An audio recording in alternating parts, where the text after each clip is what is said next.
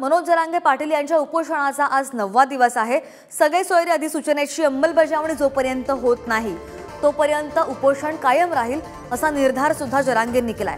तर सरकार मराठ्यांना 10% स्वतंत्र आरक्षण देण्याचा विचारात आहे आणि ओबीसी मधून आरक्षणावर मनोज जरांगे पाटील अजूनही ठाम आहेत। अधिकची माहिती घेत आमचे प्रतिनिधी गौरव साळी आपल्या सोबत आहेत।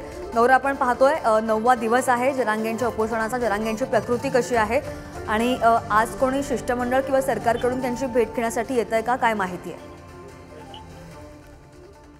खऱ्या शरद जरांगे पाटलांच्या आमरण उपोषणाचा आजचा 9वा दिवस आहे। सलग 9व्या दिवशी जरांगे पाटलांचं आमरण उपोषण तितक्याच कठोरतेने सुरू आहे।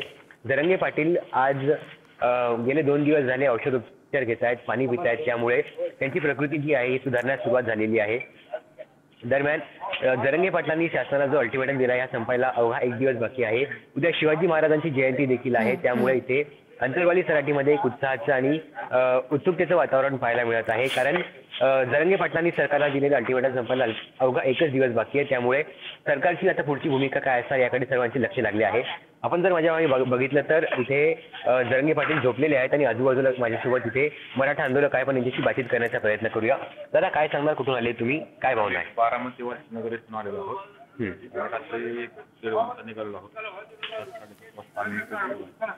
आम्ही आमचं एकच म्हणणं आहे की याच्यातून सरकारला एक चांगली सद्बुद्धी देऊ आणि जे अल्टिमेटम दिले दादांनी त्यांनी सगळी सोयऱ्यांचा कायदा पारित करू। उद्या शिवाजी महाराजांची जयंती आहे, तुम्ही जरांगे पाटलांना अशी विनंती करणार की त्यांनी देवाचं दर्शन घेण्यासाठी जावं शिवाजी महाराजांचं?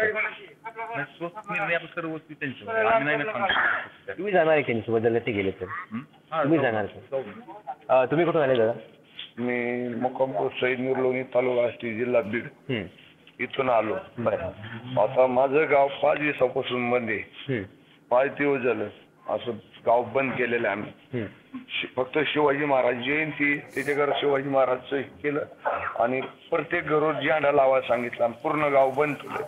पाटलांनी सरकारला इशारा दिलेला आहे। पाटलांबरोबर आम्ही मुंबईला पण गेलतो आता। बरं, पाटलांनी सरकारला इशारा दिलेला आहे, काय भूमिका असणार या पुढची मराठा लोकांची? हो, मराठा मी म्हणतो ना, आम्हाला फक्त आमचा हक्क पाहिजे, मराठ्याचं पाहिजे आणि त्यांचे आहे ना निस्वार्थी माणसं आहेत, इतके चांगले तो सगळे जीव तर मोडत एवढे हाल केले। दादा, काय सांगणार, तुम्ही कुठून आलेत, काय भावना असणार आहे आणि या पुढची मराठा आंदोलकांची भूमिका कशी असेल?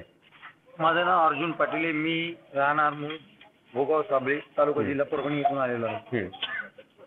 सरकारनं जो वाशीमध्ये जो ठराव जरांगे पाटलांना दिलेला आहे सगळ्या सोयऱ्यांचा, तो बहुमताने पारित करावा।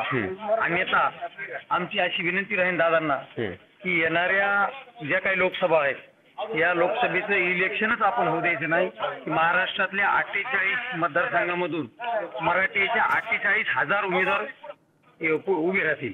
श्रद्धा, आपण पाहू शकतो जरांगे पाटील आता झोपेतून उठलेले आहेत आणि आजचा त्यांचा उपोषणाचा 9वा दिवस आहे आणि या ठिकाणी मराठा आंदोलक जे आहेत हे राज्यातील कानेकोपऱ्यातून येत आहेत, जरांगे पाटलांच्या उपोषणाला पाठिंबा देत आहेत, त्यांच्या मागणीला पाठिंबा देत आहेत आणि त्यांची देखील इतकीच मागणी आहे की सरकारने लवकरात लवकर अधिसूचना जी आहे हिचा कायदा काढावा आणि कायद्यात रूपांतर करावं। श्रद्धा, गौरव, धन्यवाद। तुर्तास धन्यवाद, अपडेट घेत राहू।